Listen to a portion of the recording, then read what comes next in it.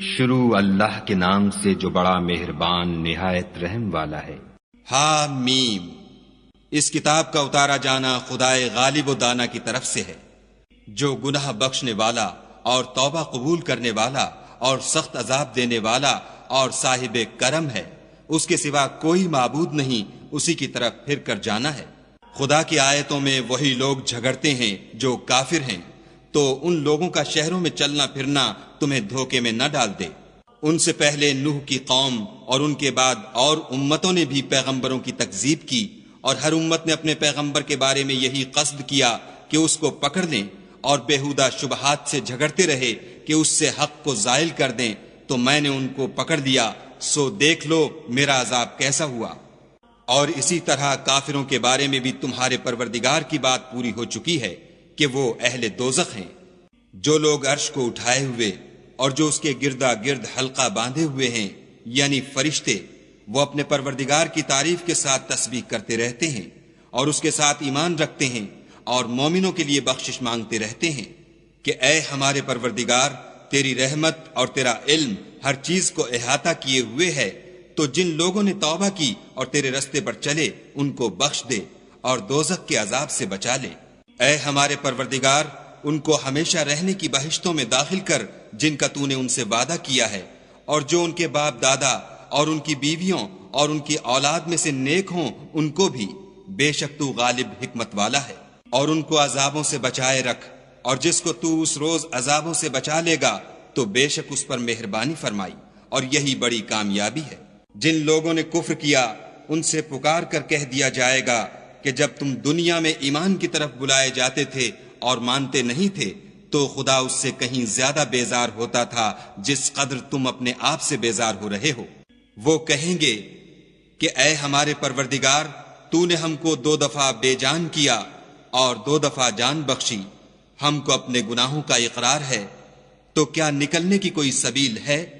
یہ اس لیے کہ جب تنہا خدا کو پکارا جاتا تھا تو تم انکار کر دیتے تھے، اور اگر اس کے ساتھ شریک مقرر کیا جاتا تھا تو تسلیم کر لیتے تھے۔ تو حکم تو خدا ہی کا ہے جو سب سے اوپر اور سب سے بڑا ہے۔ وہی تو ہے جو تم کو اپنی نشانیاں دکھاتا ہے اور تم پر آسمان سے رزق اتارتا ہے، اور نصیحت تو وہی پکڑتا ہے جو اس کی طرف رجوع کرتا ہے۔ تو خدا کی عبادت کو خالص کر کر اسی کو پکارو، اگرچہ کافر برا ہی مانے۔ وہ مالک درجات عالی اور صاحب عرش ہے، اپنے بندوں میں سے جس کو چاہتا ہے اپنے حکم سے وہی بھیجتا ہے تاکہ ملاقات کے دن سے ڈرائے۔ جس روز وہ نکل پڑیں گے ان کی کوئی چیز خدا سے مخفی نہ رہے گی۔ آج کس کی بادشاہت ہے؟ خدا کی، جو اکیلا اور غالب ہے۔ آج کے دن ہر شخص کو اس کے اعمال کا بدلہ دیا جائے گا۔ آج کسی کے حق میں بے انصافی نہیں ہوگی، بے شک خدا جلد حساب لینے والا ہے۔ اور ان کو قریب آنے والے دن سے ڈراؤ جبکہ دل غم سے بھر کر گلوں تک آ رہے ہوں گے، اور ظالموں کا کوئی دوست نہیں ہوگا اور نہ کوئی سفارشی جس کی بات قبول کی جائے۔ وہ آنکھوں کی خیانت کو جانتا ہے اور جو باتیں سینوں میں پوشیدہ ہیں ان کو بھی، اور خدا سچائی کے ساتھ حکم فرماتا ہے، اور جن کو یہ لوگ پکارتے ہیں وہ کچھ بھی حکم نہیں دے سکتے۔ بے شک خدا سننے والا اور دیکھنے والا ہے۔ کیا انہوں نے زمین میں سیر نہیں کی تاکہ دیکھ لیتے کہ جو لوگ ان سے پہلے تھے ان کا انجام کیسا ہوا؟ وہ ان سے زور اور زمین میں نشانات بنانے کے لحاظ سے کہیں بڑھ کر تھے، تو خدا نے ان کو ان کے گناہوں کے سبب پکڑ لیا، اور ان کو خدا کے عذاب سے کوئی بھی بچانے والا نہ تھا۔ یہ اس لیے کہ ان کے پاس پیغمبر کھلی دلیلیں لاتے تھے تو یہ کفر کرتے تھے، سو خدا نے ان کو پکڑ لیا۔ بے شک وہ صاحب قوت اور سخت عذاب دینے والا ہے۔ اور ہم نے موسیٰ کو اپنی نشانیاں اور دلیل روشن دے کر بھیجا، یعنی فرعون اور حامان اور قارون کی طرف، تو انہوں نے کہا کہ یہ تو جادوگر ہے، جھوٹا۔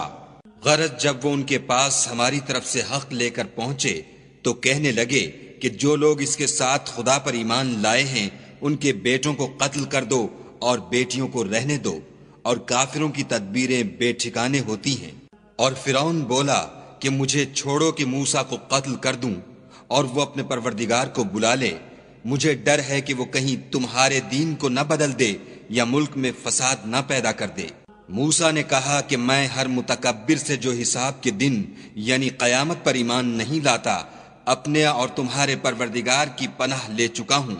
اور فرعون کے لوگوں میں سے ایک مومن شخص جو اپنے ایمان کو پوشیدہ رکھتا تھا کہنے لگا، کیا تم ایسے شخص کو قتل کرنا چاہتے ہو جو کہتا ہے کہ میرا پروردگار خدا ہے، اور وہ تمہارے پاس تمہارے پروردگار کی طرف سے نشانیاں بھی لے کر آیا ہے، اور اگر وہ جھوٹا ہوگا تو اس کے جھوٹ کا ضرر اسی کو ہوگا، اور اگر سچا ہوگا تو کوئی سا عذاب جس کا وہ تم سے وعدہ کرتا ہے تم پر واقع ہو کر رہے گا۔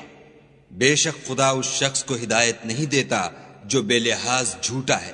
اے قوم، آج تمہاری ہی بادشاہت ہے اور تم ہی ملک میں غالب ہو، لیکن اگر ہم پر خدا کا عذاب آ گیا تو اس کے دور کرنے کے لیے ہماری مدد کون کرے گا؟ فرعون نے کہا، میں تمہیں وہی بات سمجھاتا ہوں جو مجھے سوجھی ہے، اور وہی راہ بتاتا ہوں جس میں بھلائی ہے۔ تو جو مومن تھا وہ کہنے لگا کہ اے قوم، مجھے تمہاری نسبت خوف ہے کہ مبادا تم پر اور امتوں کی طرح کے دن کا عذاب آ جائے، یعنی نوح کی قوم اور عاد اور سمود اور جو لوگ ان کے پیچھے ہوئے ہیں ان کے حال کی طرح تمہارا حال نہ ہو جائے، اور خدا تو بندوں پر ظلم کرنا نہیں چاہتا۔ اور اے قوم، مجھے تمہاری نسبت پکار کے دن یعنی قیامت کا خوف ہے۔ جس دن تم پیٹھ پھیر کر قیامت کے میدان سے بھاگو گے اس دن تم کو کوئی عذاب خدا سے بچانے والا نہ ہوگا، اور جس شخص کو خدا گمراہ کرے اس کو کوئی ہدایت دینے والا نہیں۔ اور پہلے یوسف بھی تمہارے پاس نشانیاں لے کر آئے تھے، تو جو وہ لائے تھے اس سے تم ہمیشہ شک ہی میں رہے، یہاں تک کہ جب وہ فوت ہو گئے تو تم کہنے لگے کہ خدا اس کے بعد کبھی کوئی پیغمبر نہیں بھیجے گا۔ اسی طرح خدا اس شخص کو گمراہ کر دیتا ہے جو حد سے نکل جانے والا اور شک کرنے والا ہو۔ جو لوگ بغیر اس کے کہ ان کے پاس کوئی دلیل آئی ہو خدا کی آیتوں میں جھگڑتے ہیں، خدا کے نزدیک اور مومنوں کے نزدیک جھگڑا سخت ناپسند ہے۔ اسی طرح خدا ہر متکبر سرکش کے دل پر مہر لگا دیتا ہے۔ اور فرعون نے کہا کہ حامان میرے لیے ایک محل بناؤ تاکہ میں اس پر چڑھ کر رستوں پر پہنچ جاؤں، یعنی آسمانوں کے رستوں پر، پھر موسیٰ کے خدا کو دیکھ لوں، اور میں تو اسے جھوٹا سمجھتا ہوں۔ اور اسی طرح فرعون کو اس کے اعمال بد اچھے معلوم ہوتے تھے اور وہ رستے سے روک دیا گیا تھا، اور فرعون کی تدبیر تو بیکار تھی۔ اور وہ شخص جو مومن تھا اس نے کہا کہ بھائیو میرے پیچھے چلو، میں تمہیں بھلائی کا رستہ دکھاؤں گا۔ بھائیو، یہ دنیا کی زندگی چند روز فائدہ اٹھانے کی چیز ہے، اور جو آخرت ہے وہی ہمیشہ رہنے کا گھر ہے۔ جو برے کام کرے گا اس کو بدلہ بھی ویسا ہی ملے گا، اور جو نیک کام کرے گا مرد ہو یا عورت اور وہ صاحب ایمان بھی ہوگا تو ایسے لوگ بہشت میں داخل ہوں گے، وہاں ان کو بے شمار رزق ملے گا۔ اور اے قوم، میرا کیا حال ہے کہ میں تو تم کو نجات کی طرف بلاتا ہوں اور تم مجھے دوزخ کی آگ کی طرف بلاتے ہو۔ تم مجھے اس لیے بلاتے ہو کہ خدا کے ساتھ کفر کروں اور اس چیز کو اس کا شریک مقرر کروں جس کا مجھے کچھ بھی علم نہیں، اور میں تم کو خدائے غالب اور بخشنے والے کی طرف بلاتا ہوں۔ سچ تو یہ ہے کہ جس چیز کی طرف تم مجھے بلاتے ہو اس کو دنیا اور آخرت میں بلانے یعنی دعا قبول کرنے کا مقدور نہیں، اور ہم کو خدا کی طرف لوٹنا ہے، اور حد سے نکل جانے والے دوزخی ہیں۔ جو بات میں تم سے کہتا ہوں تم اسے آگے چل کر یاد کرو گے، اور میں اپنا کام خدا کے سپرد کرتا ہوں، بے شک خدا بندوں کو دیکھنے والا ہے۔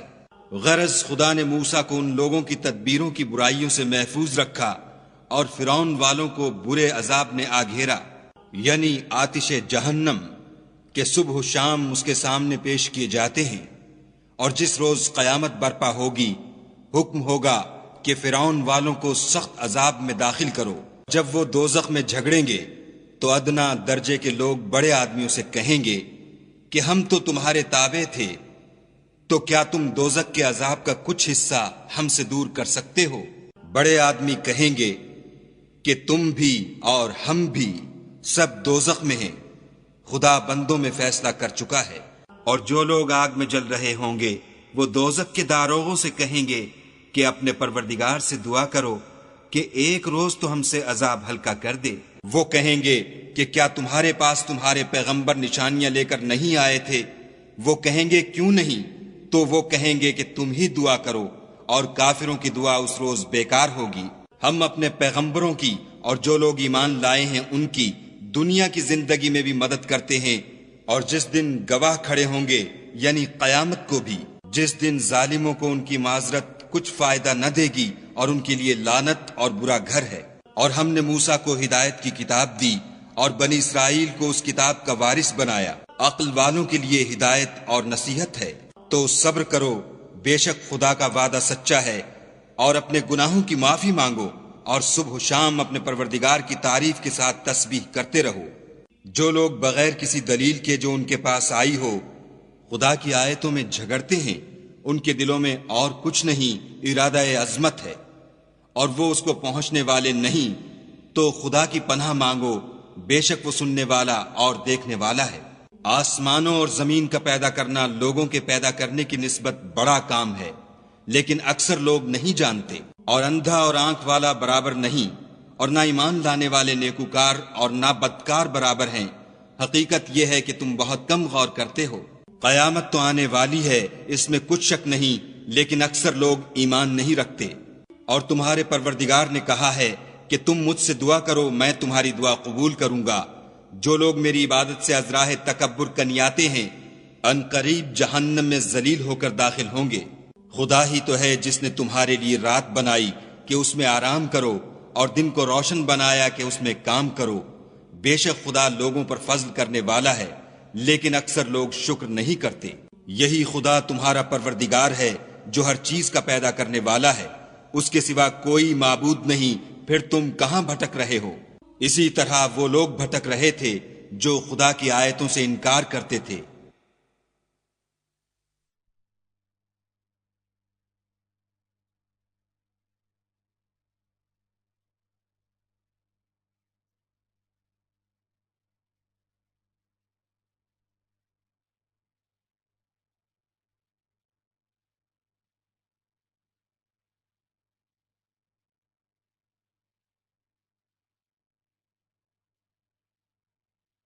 خدا ہی تو ہے جس نے زمین کو تمہارے لیے ٹھہرنے کی جگہ اور آسمان کو چھت بنایا، اور تمہاری صورتیں بنائیں، اور صورتیں بھی اچھی بنائیں، اور تمہیں پاکیزہ چیزیں کھانے کو دیں۔ یہی خدا تمہارا پروردگار ہے۔ پس خدائے پروردگار عالم بہت ہی بابرکت ہے۔ وہ زندہ ہے جسے موت نہیں، اس کے سوا کوئی عبادت کے لائق نہیں، تو اس کی عبادت کو خالص کر کر اسی کو پکارو۔ ہر طرح کی تعریف خدا ہی کو سزاوار ہے جو تمام جہان کا پروردگار ہے۔